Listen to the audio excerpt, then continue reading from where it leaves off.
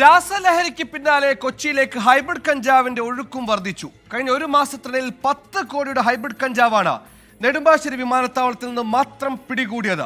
ലഹരി വിപണിയിലെ പുതിയ കിങ് ആവുകയാണ് ഹൈബ്രിഡ് കഞ്ചാവ്.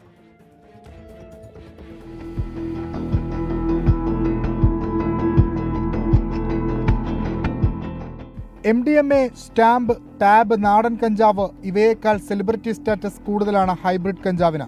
പ്രത്യേക അന്തരീക്ഷ ഊഷ്മാവ് നിലനിർത്തി നിശ്ചിത സമയത്തിനുള്ളിൽ വിളവെടുക്കുന്നതാണ് ഹൈബ്രിഡ് കഞ്ചാവ്.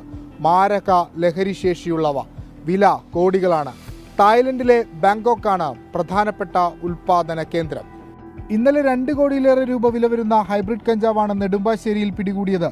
സംഭവത്തിൽ കോഴിക്കോട് സ്വദേശി ഫവാസിനെ കൊച്ചി കസ്റ്റംസ് അറസ്റ്റ് ചെയ്തു. 2 ആഴ്ച മുമ്പ് 7.74 കോടി രൂപയുടെ ഹൈബ്രിഡ് കഞ്ചാവും നെടുമ്പാശ്ശേരിയിൽ പിടികൂടിയിരുന്നു.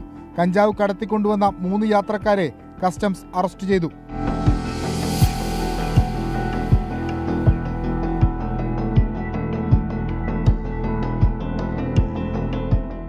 കൊച്ചി, ബംഗളൂരു വിമാനത്താവളങ്ങൾ വഴിയാണ് രാജ്യത്തേക്ക് ഹൈബ്രിഡ് കഞ്ചാവിന്റെ ഇറക്കുമതി.